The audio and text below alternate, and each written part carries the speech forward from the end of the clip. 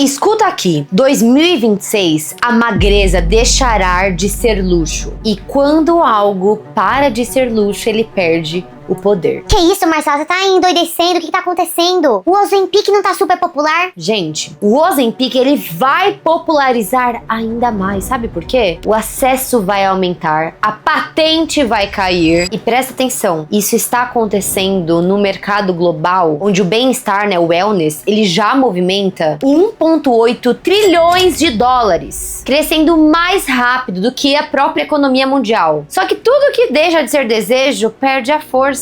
Daí a gente entra no raciocínio que o corpo ele não tá sendo só mais emagrecido, ele também está sendo otimizado, monitorado e governado. E talvez o problema não seja o Ozempic em si, talvez o problema seja esse controle excessivo que veremos em 2026, onde perder controle vira fracasso moral. Porque assim, gente, o corpo de 2026 não será magro, ele é organizado com muito autocontrole.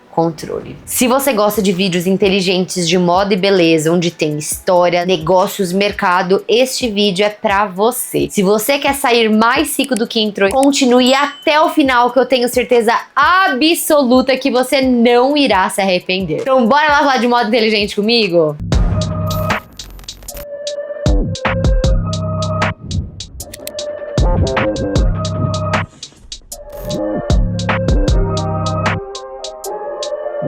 Sempre quando uma estética se populariza, ela deixa de separar as classes. E isso acontece com a comida, com a moda, com a cirurgia plástica, com o próprio skincare. E agora estamos observando de perto isso acontecendo com a magreza. Só que o que acontece, gente? O capitalismo, ele não suporta essa equalidade simbólica. Ele não quer que você seja igual às outras classes. Ricos têm que ser de um jeito e pobres têm que ser de outro jeito. É assim que a roda do desejo, ela continua a girar. E o Ozempic é um exemplo claro disso, que quando vem o Ozempic, perde a patente, começa a ficar mais barato, todo mundo fica com o mesmo corpo, alguma coisa começa a dar errado. E aí novos filtros começam a aparecer. Então essa queda da patente que acontecerá esse ano, ela encerra um ciclo muito potente desses anos anteriores, né? O hype de Mounjaro, Ozempic, Wegovy, todas essas canetas emagrecedoras. Então o que a gente vai começar a entender sobre corpos? Eles não estão tão magros mais. É um corpo que ele começa a ser estável, controlável, previsível. E esse vídeo, gente, acredite, não é sobre Ozempic ou corpos. É sobre o autocontrole ser a palavra de 2026. Mas antes continuemos, muito prazer. Meu nome é Marcela Carrasco e aqui nesse canal a gente fala tudo sobre o mundo da moda. Negócios de moda, tendências de moda, tudo pra moda mais fresquinha. Sairá aqui primeiro, que é o melhor canal de moda do Brasil.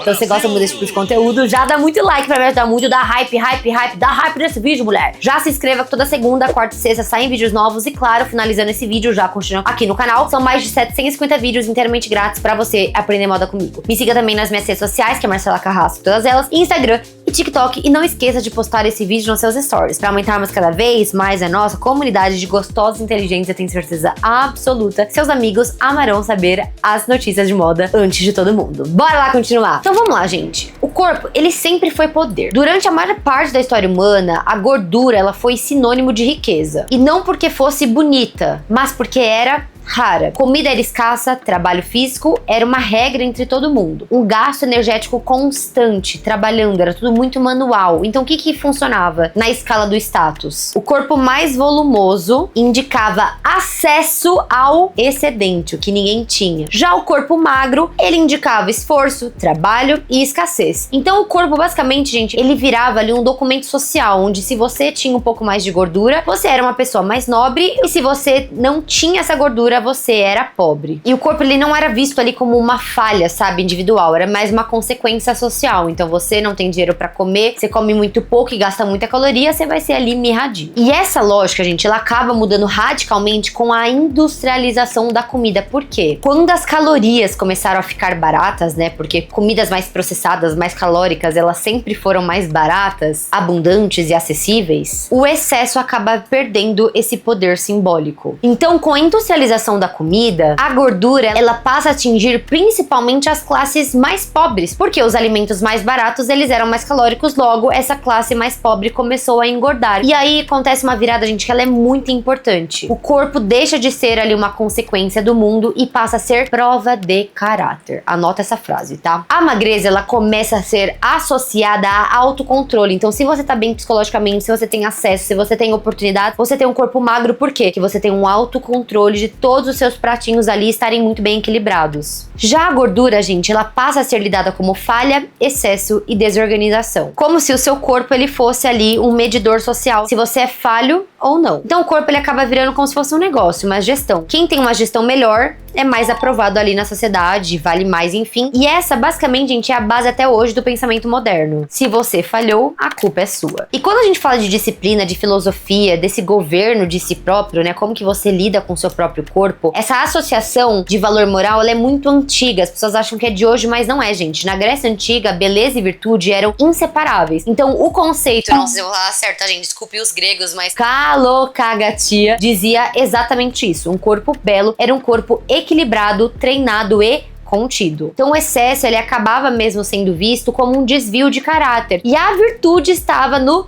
domínio de si próprio. Essa lógica, ela atravessava o cristianismo, se transforma na ética protestante e chega ao capitalismo moderno como uma regra silenciosa. Quem se controla, vence. E aí você fala, mas por que você tá falando um monte dessas coisas? Qual que é esse link com 2026? Então, gente, vamos lá. O autocontrole em 2026 não é só magreza. E por que eu trouxe esse tópico? Eu tô vendo muita gente... Porque assim, gente, a fake news na internet é um absurdo, né? Qualquer pessoa hoje abre uma câmera e fala. Então tomem cuidado quanto que você filtra esse conteúdo, quanto que essa pessoa sabe dessa verdade que ela tá dizendo. Tem muita gente colocando as meninas do pop em questão, mostrando que esse corpo futuro é uma Tate McRae ou uma Addison Rae. Vou colocar duas fotos aqui na tela pra vocês, dos corpos delas, que são corpos maravilhosos, mas eles não são corpos esteticamente perfeitos. As duas têm uma saliência ali maior na barriga, elas têm um acúmulo de gordura maior, mas assim, corpos normais, lindos e maravilhosos, mas que as pessoas estão olhando pra isso como futuro. Tipo, ai, como agora está na moda o Ozempic, está na moda ser muito magro, a partir do momento que popularizar, esse vai ser o corpo desejado. Mas, gente, posso falar um negócio? É impossível você ir contra o sistema. Nunca, nunca, nunca que as pessoas das camadas mais ricas lá vão querer ter um acúmulo de gordura pra parecer com uma diva do pop, que não sei o que, gente. Isso, assim, é um achismo muito alto. Porque o controle, ele sempre foi muito associado com o quanto você é bom na sua vida. E o Clean Grow, o Quite Luxury, é uma prova clara sobre como essas duas associações são feitas. Quanto mais limpo o seu look, quanto mais sofisticado o seu look, quanto menos coisas você tem no seu look, mais potente você é,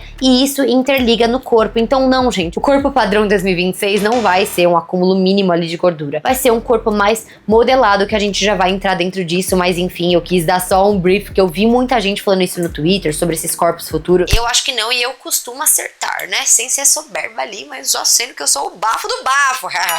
Enfim, gente, o Ozempic, ele não cria essa cultura, tá? Ele se encaixa perfeitamente nela, né? Porque a gente sempre tem que pensar que os comportamentos, eles acontecem, esses comportamentos culturais, e acaba refletindo em moda, arte, em farmácia, em tudo. Então o que acontece, gente? O Ozempic, ele resolve o corpo, mas não resolve a vida que sustenta aquele corpo. O Ozempic, eu falo Ozempic aqui, gente, tá? Só como uma figura simbólica, a gente tá falando de canetas emagrecedoras em geral. O que acontece, gente? O Ozempic, ele acaba popularizando a magreza extrema, aquela magreza anos 90, o que não é mais o hype de hoje. Por quê? Porque o status, ele fica migrando o tempo inteiro, né? Chega num lugar, daí fica maçante, fica batido, passa para outro lugar e vai ser assim até o final da nossa vida. Por quê? O diferencial, ele deixa de ser emagrecer, ainda mais agora com a popularização dessas canetas emagrecedoras. Passa a ser o quê? Que você pareça ser refém de algo, uma estabilidade muito grande da sua vida para virar um luxo. E aí a gente entra no ponto alto desse vídeo, que é autocontrole em 2026. Gente, o modo de existir do autocontrole não é ser só ali aplicar uma caneta e ficar magro igual uma vira-pau. Você tem que dormir bem pra provar que você dorme, comer bem pra mostrar que você tem uma chefe de cozinha ali, ou você faz uma dieta maravilhosa. Você tem que treinar, monitorar, medir, otimizar. Daí você fala, Marcela, você tá louca? Não tô, gente. É só você ver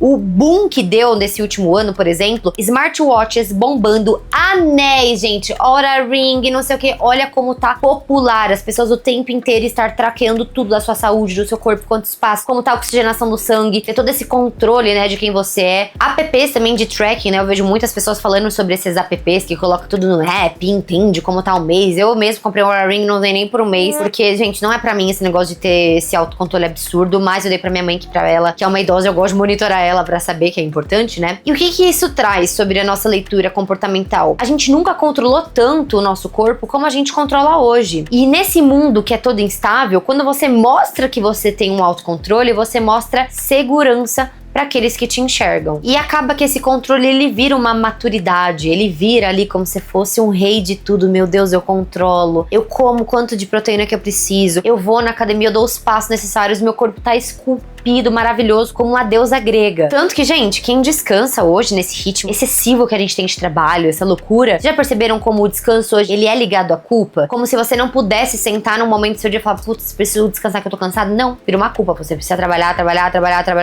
Eu aquelas, dando exemplos, sendo a pior no dele, que vocês me verem com os pretos que eu trabalho o dia inteiro. E esse autocontrole, por que ele vira uma estética? Porque ele mostra que você tem um governo de si muito próprio, muito forte. E isso acaba virando o quê? O desejo coletivo. Então, o que será esse desejo 2026, esse controle? Qual que é o corpo do padrão estético atual? Já venho falando isso há muitos meses, quem acompanha o canal sabe que eu já trouxe essa letra há muito tempo, tanto que quando eu vejo esses threads acontecendo, eu já falo, putz, quem acompanha o canal já sabe isso de cor e salteado, mas é importante trazer mais ainda informações, porque os nossos vídeos no final são todos interligados, né? O corpo aspiracional de 2026, ele não é extremo, ele não é exausto e nem frágil, ele é estável. Gente, estabilidade é uma palavra muito forte pra 2026, tá? Vai aparecer na moda em vários lugares. Então, o corpo que ele comunica é que você tem um acesso contínuo a tudo que você puder pra ter o melhor corpo do mundo. Então, você tem nutrólogo personal, suplementação, alimentação funcional, tempo pra descansar. Então, ele não mostra esse esforço, sabe? Não é um corpo, aquele corpo tipo bodybuilder, que mostra que tem um esforço extremo. Não é esse corpo. É um corpo que mostra organização entre todos os pratinhos de ser um adulto, né? E pensando por um lado, gente, por todos os lados, na verdade, essa organização toda, ela custa muito caro. Por quê? Porque o caos, ele ficou barato. E o que fica caro mesmo é essa ordem de tudo parecer muito pleno e muito seguro. E por isso que esse ano a gente vai ver tanto, gente, mas tanto, as pessoas falando sobre manutenção de corpo e não tanto quanto um antes e depois. Porque hoje, você comprar um Ozempic, uma caneta emagrecedora e aplicar, é muito mais barato que era antes. Então é muito fácil você trazer um corpo sem esforço, com uma mudança muito grande. Mas quanto que você consegue lidar com a manutenção desse corpo? Quanto que você tem acesso a esses privilégios? E aí a moda, gente, ela para de vender o excesso e começa a vender a repetição, porque a moda é um reflexo de todos os âmbitos sociais. E o nosso lifestyle vai ser como? Rotina, constância, previsibilidade, tudo comunicando essa mesma coisa, que é essa pessoa que se autogoverna, né? Mas mais da sua cabeça, você tá doida? Vamos aos dados, que contra dados não há argumento. Vamos lá, gente, pra começar do macro, tá? Vamos olhar primeiro pro mercado de wellness pra gente entender se esse autocontrole tá ou não tá no meio de tudo, né? Hoje o mercado de wellness, ele é um dos maiores motores da economia contemporânea. Na minha opinião, é o mercado que mais vai crescer nos próximos anos. E vai ser absurdo, gente, que a tecnologia, ela ajuda o ser humano a ser mais saudável, né? Se usada pro lado bom. Tanto que eu vejo todo mundo falando, os médicos, né? Eu tenho muito esse lado do médico. E eles falam muito sobre nós somos a geração que ninguém vai morrer. Vai ser um problema grande, mas a gente deixa isso pra outro vídeo. Vamos lá, gente. O Global Wellness Institute mostra a Wellness Economy batendo 6,3 trilhões de dólares em 2023.